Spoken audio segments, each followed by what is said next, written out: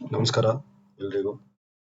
ಇವತ್ತು ನಾವು del latitude ಒಂದು ಸಿಸ್ಟಮ್ ಬಂದಿದೆ. ಇದರಲ್ಲಿ ಏನಂದ್ರೆ ಸೌಂಡ್ ವರ್ಕ್ ಆಗುತ್ತೆ. ರೀಸ್ಟಾರ್ಟ್ ಆಗಿದ ತಕ್ಷಣ ಸೌಂಡ್ ಆಡಿಯೋ ಏನಿದೆ ಅದು ಡಿಸೇಬಲ್ ಆಗುತ್ತೆ ಮತ್ತೆ ರೆಡ್ ಮಾರ್ಕ್ ಬರುತ್ತೆ. ಇದನ್ನ ನಾವು ಯಾವ ರೀತಿ ಸಾಲ್ವ್ ಮಾಡ್ಬೋದು ಅಂತ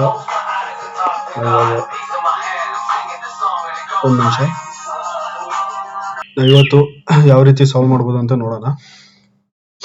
ಫಸ್ಟ್ ನಮ್ಮ ಹತ್ರ ವರ್ಡ್ ಬಾಯ್ಸ್ ಇದೆ.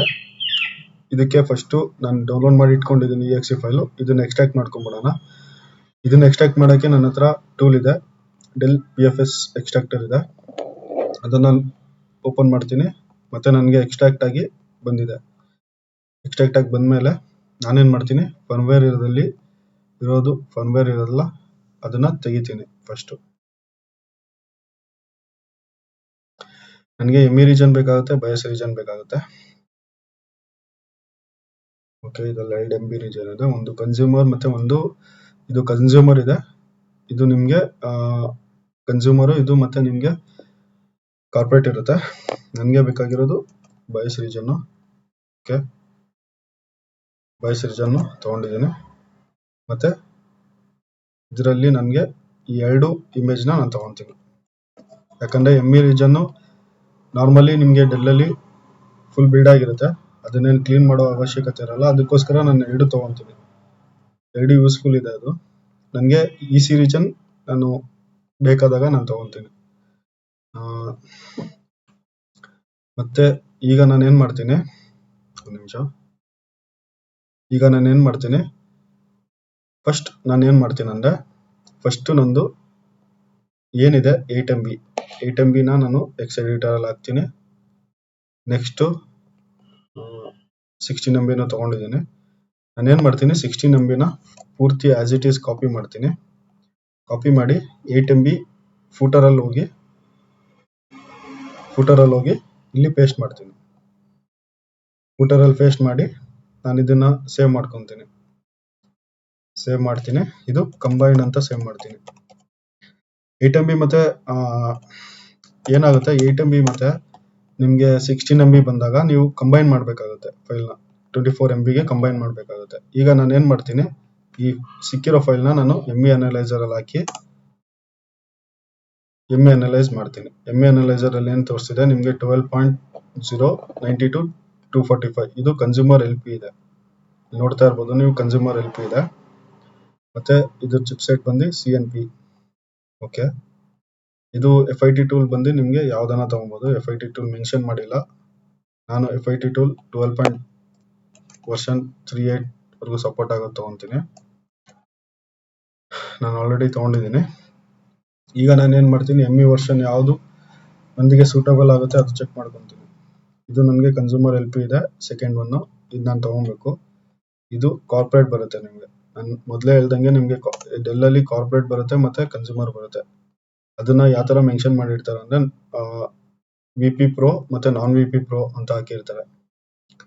ಇದು ಬಂದು ನಿಮಗೆ ಕನ್ಸ್ಯೂಮರ್ ಸೀರೀಸಲ್ಲಿ ಬರುತ್ತೆ, ಇದು ಬಂದು ನಿಮಗೆ ಕಾರ್ಪೊರೇಟ್ ಸೀರೀಸಲ್ಲಿ ಬರುತ್ತೆ. ಈಗ ನಾನು ಏನು ಮಾಡ್ತೀನಿ, ನಾನು CSME ಟೂಲ್ನ ಓಪನ್ ಮಾಡ್ತೀನಿ. FIT ಟೂಲ್ ಓಪನ್ ಮಾಡ್ತೀನಿ. ಸ್ವಲ್ಪ ಜಲ್ದಿ ಇರೋದ್ರಿಂದ ಜಲ್ದಿ ಮುಗಿಸ್ತಾ ಇದ್ದೀನಿ ಇದನ್ನ. ಸಾರಿ, ನನಗೆ ಸ್ವಲ್ಪ ಅರ್ಜೆಂಟ್ ಇದೆ. ಇದು ಲ್ಯಾಪ್ಟಾಪ್ ಇವಾಗಲೇ ಡೆಲಿವರಿ ಮಾಡಬೇಕು, ಕಸ್ಟಮರ್ ವೇಟಿಂಗಲ್ಲಿ ಇದ್ದಾರೆ. ನಾನೇನು ಮಾಡ್ತೀನಿ, ಕಂಬೈನ್ ಮಾಡ್ಕೊಂಡಿದ್ದೀನಲ್ಲ ಆ ಫೈಲ್ನ ನಾನು ಇದರಲ್ಲಿ ಹಾಕಿ ಓಪನ್ ಮಾಡ್ತೀನಿ. ಸೇಮ್ ಬಿಲ್ಡ್ ಮಾಡಬೇಕಾಗುತ್ತೆ. ಬಿಲ್ಡ್ ಸೆಟ್ಟಿಂಗ್ಸಲ್ಲಿ ನಾನೇನು ಮಾಡ್ತೀನಿ, ಇಂಟರ್ಮೀಡಿಯೇಟ್ನ ಇದು ಮಾಡಿ ಬಿಲ್ಡ್ ಅಂತ ಹಾಕೊತೀನಿ ಅಷ್ಟೇ. ಮತ್ತೇನೇನು ಚೇಂಜ್ ಮಾಡಲ್ಲ. ಈ ಫೈಲ್ ಬಂದು ನಾನು ಸೇವ್ ಮಾಡ್ಕೊತೀನಿ.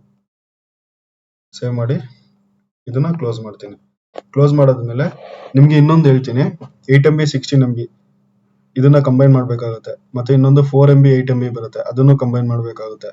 ಮತ್ತೆ ನಿಮಗೆ ಒಂದೊಂದರಲ್ಲಿ 32 MB ಮತ್ತೆ 16 MB ಬರುತ್ತೆ. 32 MB ಮತ್ತೆ 16 MB ಬರೋದ್ರಲ್ಲಿ ನೀವು ಕಂಬೈನ್ ಮಾಡ್ಬೇಕಂತ ಏನಿಲ್ಲ. 16 MB ಬಂದು ನಿಮ್ಗೆ EC ಇರುತ್ತೆ.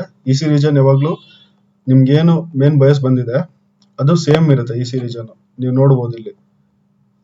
ನಂದು ಓಲ್ಡ್ ಬಯಸಲ್ಲಿ 16 MB ತೆಗಿತೀನಿ ನೋಡಿ, ಸೇಮ್ ಇದೆ. ಅದನ್ನ ನೀವು ಕಂಬೈನ್ ಮಾಡೋ ಅಗತ್ಯ ಇಲ್ಲ. 32 ಮತ್ತೆ 16 MB ಅಲ್ಲಿ 32 ಮಾತ್ರ ಬಿಲ್ಡ್ ಮಾಡ್ಕೊಂಡ್ರೆ ಓಕೆ ಆಗುತ್ತೆ. ಇವಾಗ ಇದು 16 MB ಅಲ್ಲಿ ನಮಗೆ 8 MB ಅಲ್ಲಿ ME ರೀಜನ್ ಇದೆ, 16 MB ಅಲ್ಲಿ ಬರೀ ನಮಗೆ ಬಯಸ್ ರೀಜನ್ ಇದೆ ಅಷ್ಟೇ. ಅದು ಅರ್ಥ ಮಾಡ್ಕೊಳ್ಳಿ. 8 MB ಅಲ್ಲಿ ನಿಮ್ ME ರೀಜನ್ ಬರುತ್ತೆ, 16 MB ಅಲ್ಲಿ ಬರೀ ನಿಮ್ಗೆ ಬಯಸ್ ರೀಜನ್ ಬರುತ್ತೆ. ನಿಮ್ಗೆ ME ಇರೋದು 8 MB ಅಲ್ಲಿ. ಅದಕ್ಕೋಸ್ಕರ ನಾನು ಕಂಬೈನ್ ಮಾಡ್ಬೇಕಾಗುತ್ತೆ. ಕಂಬೈನ್ ಮಾಡ್ಕೊಂಡ್ರೆ ನಿಮ್ಗೆ ಆಲ್ಮೋಸ್ಟ್ ಆಲ್ ಅದು ಬಿಲ್ಡ್ ಮಾಡಿ ಕೊಟ್ಬಿಡುತ್ತೆ. ನೋಡಿ 16 MB ಅಲ್ಲಿ ನನಗೆ ME ರೀಜನ್ ಇಲ್ಲ ಇದರಲ್ಲಿ, ಅದಕ್ಕೆ ನಾನು ಏನ್ ಮಾಡಿದೆ, ಕಂಬೈನ್ ಮಾಡ್ಕೊಂಡಿದ್ದೀನಿ. ಈಗ ನಾನು ಏನ್ ಮಾಡ್ತೀನಿ, ನನಗೆ ಈ ಫೈಲು ಒಂದು ನಿಮಿಷ ಓಪನ್ ಮಾಡ್ಕೊತೀನಿ. FIT2 ಡಿಕಂಪೋಸ್ ಇಲ್ಲಿ ನಾನು ಓಪನ್ ಮಾಡ್ಕೊತೀನಿ, ಇಲ್ಲಿ ಪೇಸ್ಟ್ ಮಾಡ್ತೀನಿ. ಮತ್ತೆ ME ರೀಜನ್ ಬೇಕು. ನಂದು ಬಂದು ಕನ್ಸ್ಯೂಮರ್ ಸೀರೀಸ್ ಇದೆ, ನಿಮ್ದು ಕಾರ್ಪೊರೇಟ್ ಸೀರೀಸ್ ಇದೆ, ವಿ ಪ್ರೋ ತಗೊಳ್ಳಿ. ನಂದು ಬಂದು consumer series, non V pro ಅಂತ ತಗೊಂತೀನಿ.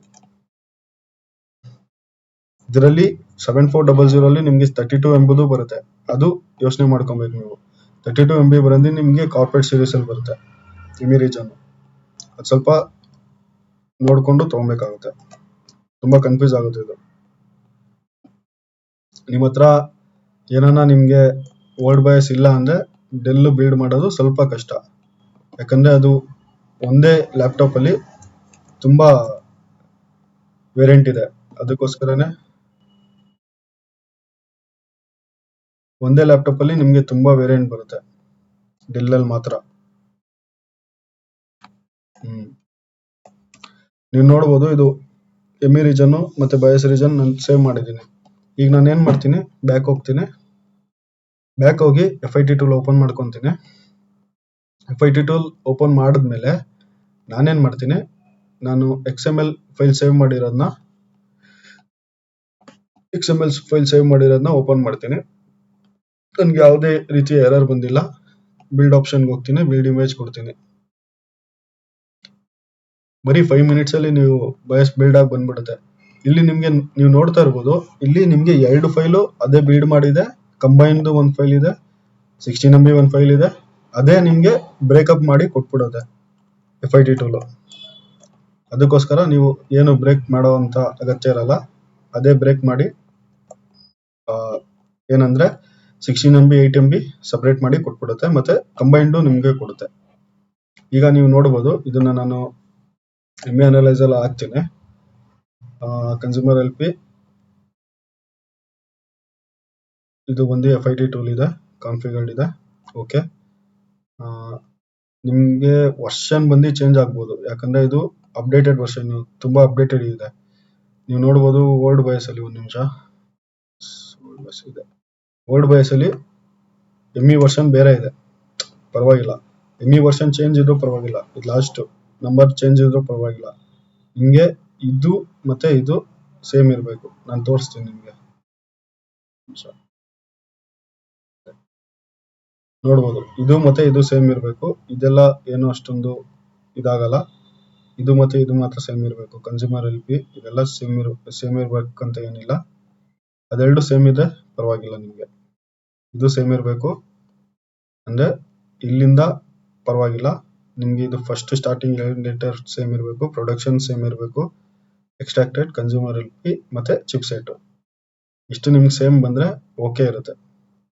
ಈಗ ನಾನು ಏನ್ ಮಾಡ್ತೀನಿ, ಪ್ರೋಗ್ರಾಮ್ ಮಾಡಿ ನಿಮ್ಗೆ ಆಮೇಲೆ ಚೆಕ್ ಮಾಡಿಸ್ತೀನಿ, ಅದನ್ನು ವಿಡಿಯೋ ಹಾಕ್ತೀನಿ. ಇಲ್ಲಿಗೆ ನಾನು ಪೌಸ್ ಮಾಡ್ತೀನಿ. ಇಷ್ಟೇ.